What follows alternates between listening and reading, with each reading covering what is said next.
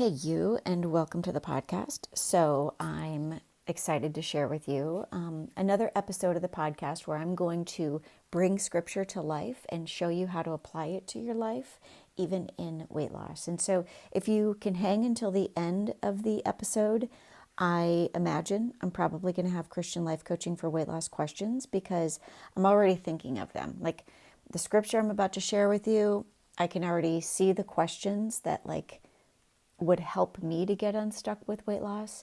But through the this episode, I'm going to be sharing with you just some I don't even know that these are Christian life coaching insights as much as they're just insights from my own journey in terms of where I started to notice that what I was eating and what I was running to in the form of alcohol was really filling a void in my life that could have only been filled by God. And so as a result, well, anyhow, let me just dive in.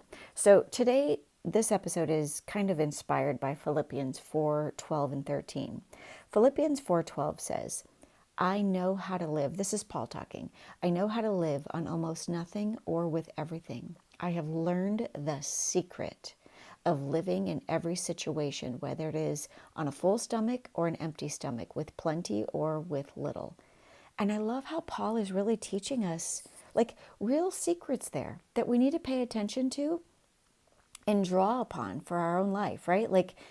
He's telling us that he learned the secret to living in every situation, whether it is on a full stomach or empty, with plenty or little. And how much is that a lesson for us? Because Paul's secret really, in the context of everything, is, well, let me just reveal this. Philippians 4:13 goes on to say, for I can do everything through Christ who gives me strength.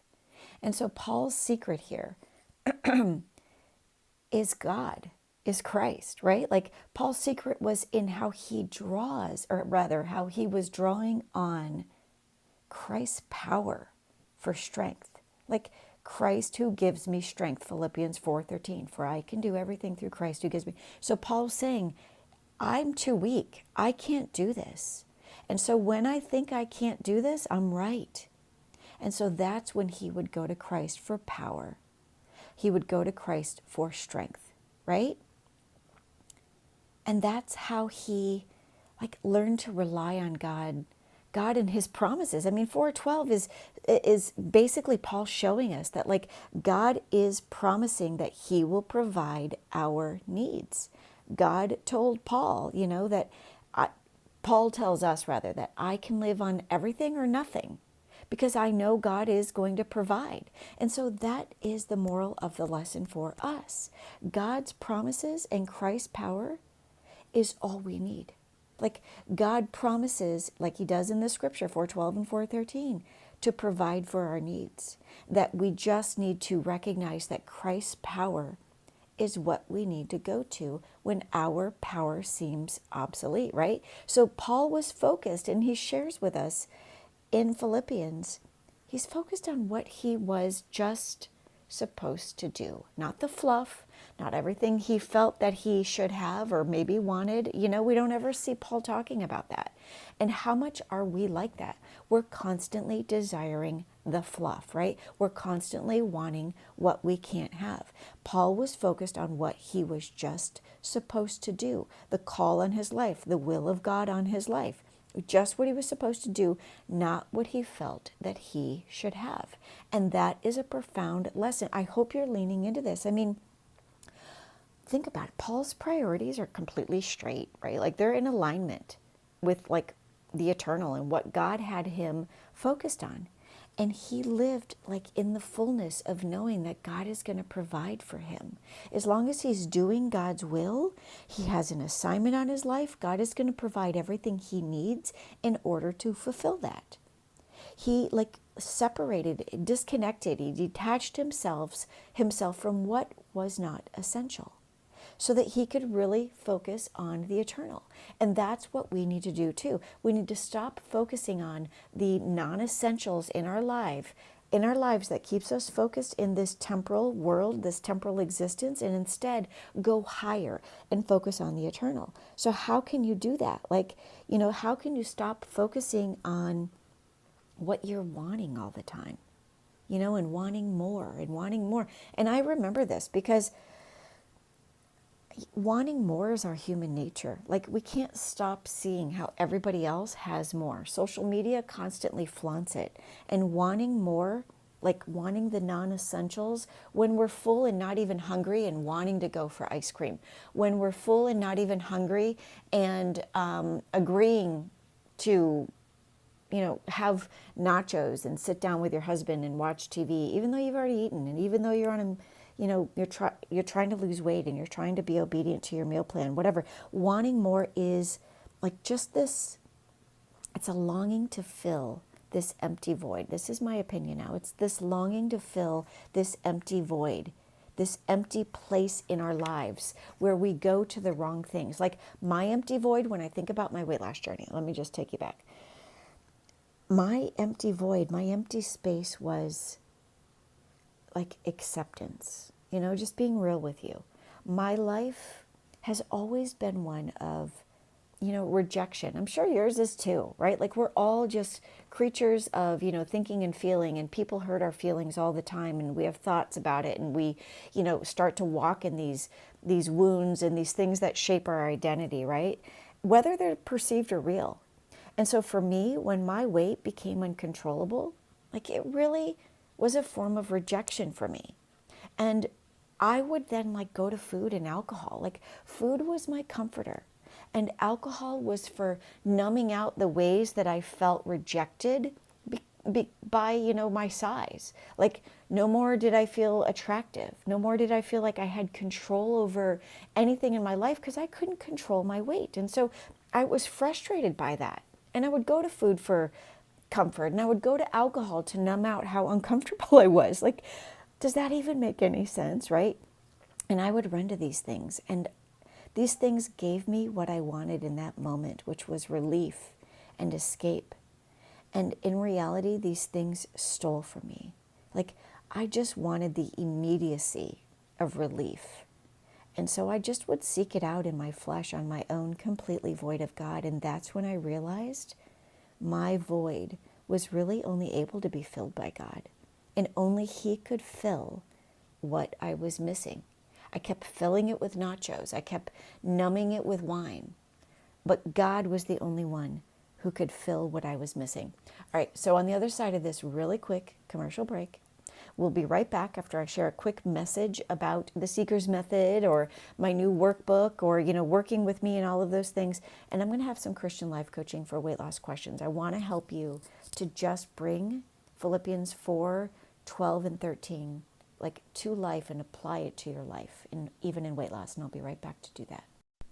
Hey, you, if you are somebody struggling on your weight loss journey and you know that you don't really have a weight loss problem, you have an obedience problem. Maybe you have a thinking problem, something where you're constantly trusting your thoughts about a situation. Like maybe you're in stressful situations at work, and so you think that you deserve to relax and eat whatever you want to eat. Or maybe you're somebody who, you have this amazing resolve in the morning, but as the day wears on, you're weakened in your resolve. If that is you, and you've been thinking about the Seeker's Method, and maybe you just don't have the financial means right now to make that investment to change your life and to work with me and to join the women, in the Seeker's Method where you get monthly group coaching. Maybe you're just not in that position.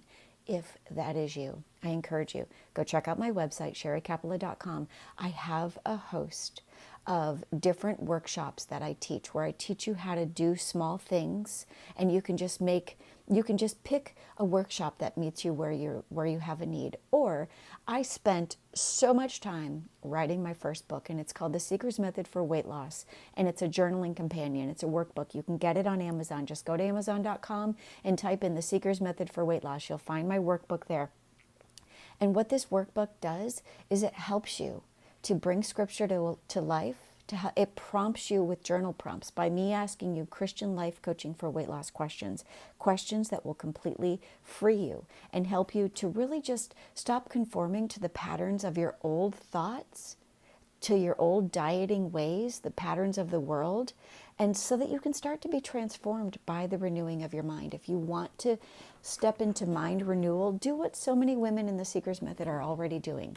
Pick up that journaling companion or attend one of my master classes or get one of my master classes off of my website and start stepping into the next level of mind renewal, even in weight loss.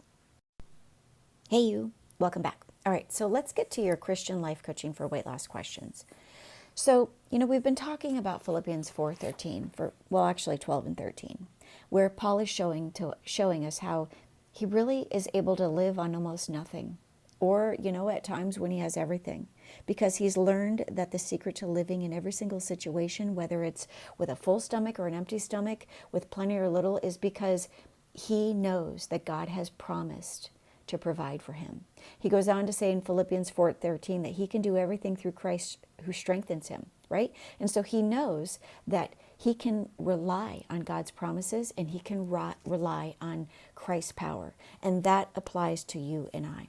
So my first Christian life coaching for weight loss question for you is, where do you need to stop drawing on your own power and start drawing on Christ's power? Right? Like, where do you keep just doing what you want to do instead of asking God to help you do what you should do? Right? I mean, think about that. And so the next question for you is, what can you start doing to rely on God's promises?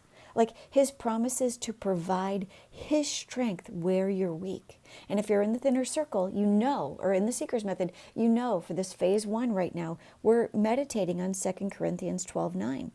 So where do you need to go to him when you're weak? And what could you start doing to just rely on God's promises and Christ's strength? And how could you commit to doing God's will daily, even in weight loss, right? Like, is it his will for you to float through life and to focus on what is going to bring you physical and spiritual and emotional harm? No. It's very likely that God wants you free from sin, to recognize that you're free from the strongholds that are plaguing you, the things that are weighing you down. So if it's God's will for you to eat healthy and to seek him and to seek his kingdom above all things and to go to him when you're weak instead of going to food and alcohol, how can you commit to doing his will every single day, even in weight loss? I mean, apply God's word to your weight loss journey. This isn't about vanity. This is about you applying his word and stepping into freedom, stepping in and laying hold to the freedom that Christ died to give you and applying it to where you are currently a slave to sin. My next question, let me see, I think I'm on number 5 right now. What could change if you focused on what you're supposed to do versus what you want to do, like Paul, right? So what could change? Like if you just focused on what you're supposed to be doing versus what you want to do, right? I mean, so much could change. And so my next question, I think there's probably going to be like 7 or 8, well, maybe. My next question is, how could going to God, like when you feel weak, when you feel, tempted, whatever it is, how could going to God help you to detach from the non-essentials on your weight loss journey? And think about it, like what are those non-essentials that you're, desiring on a daily basis? Like what essentials, like what are your essentials, I guess I should ask. Like what are the essentials? What are the things that you need to eat and do daily? And from that, what's the fluff? What are the non-essentials that you keep seeking? And what are your daily priorities? And what are the things that you keep doing that you need to stop doing? Like, go back, play this over. Go back through those. I mean, I don't really, have anybody that can type out the notes to this, girl, because I don't have that kind of income. This is a labor of love. This is my ministry to just help you. So what are the essentials that you should be doing that, Paul focused on a daily basis? And what are the non-essentials that Paul detached himself from that you need to start detaching yourself from, right? So, I mean, I know this was a lot, and that's because a lot more goes into your weight loss journey than just weight loss. This is all about you learning to pay attention to what you're thinking about, to pay attention to the wrong things that you're focused on, right? Because weight loss isn't just about what you're eating. It's a lot about also, like what's eating you, right? So what do you keep believing? What do you keep thinking and trusting and believing? And why are you allowing your thoughts and beliefs to boss and bully you around to the point of being a victim, being ensnared, being a slave to food, being, focused on the non-essentials? Why do you keep allowing those old patterns and keep doing all of those old wrong things? Like, why do you keep taking the bait of Satan, even on your weight loss journey, right? So in this case, and in all of the cases really, Jesus is your example. Jesus resisted temptation, like the temptation. The tempter was speaking to him in the wilderness in Matthew 4:4. Jesus resisted temptation, the temptation to sin, because he not only knew Scripture, but he also obeyed it. The same must be true for you if you want to see the power and strength of Christ in you, even in this area. This is not about your willpower. Jesus drew from his spiritual knowing, and he spoke to the tempter. You and I are no different. I mean, Paul in Philippians 4:13 tells us how he drew on Christ's example. And he saw Jesus as the way. Jesus is the way for us too. You just need to apply his way of doing every single thing, his power, his strength, all of it. You need to apply his way to the areas of your life where you feel the weakest and where you need to be saved on a daily basis. Because Christ gives you strength to say yes when no is hard and no when yes is hard, even in weight loss. Hey you, I hope this podcast met you where you are. Now I would encourage you, if you're struggling on your weight loss journey, go to my website, sherriekapala.com. You can find out information there on how to work with me. I'm opening up more VIP so that you're able to work with me one-on-one in any area of your life. It doesn't have to be just weight loss. If you're interested in weight loss, get in my group coaching program. It's called The Seeker's Method for Weight Loss. I go through it a couple of times a year and I lead women. I'm with you on your weight loss journey. I can help you in ways that you might be stuck and unable to help yourself through applying God's word to your life so that you can be free from whatever it is that is keeping you stuck. You can even, like I mentioned in the commercial break, pick up my journaling companion. Whatever it is, if you're needing support, the Seeker's Method might be the way to do it, because now in the Seeker's Method, we have monthly, 2 times a month, we meet via Zoom through what I like to call the thinner circle. These are our group coaching accountability calls where we get together and we talk about what's working for each other and what's not working. And we come together in a mastermind and we just help lift each other up. We do fasting and praying together, and it's life transformation. Because this life journey, this sanctification that you're going through after you've been saved as a Christian, is about so much more than just this temporal existence. It's about our lives being gained in Christ. So if you are somebody who wants to be transformed from the inside out, then this might be your season. Go to my website, get on the wait list, start subscribing to my podcast. My podcast, you can find it for free. Just wherever you listen to podcasts, go find the podcast, Even in Weight Loss with Sherrie Kapala. Why is it called that, Even in Weight Loss? It's called that because as I started reading God's word, he started revealing to me how everything in his word applies to us, even in weight loss.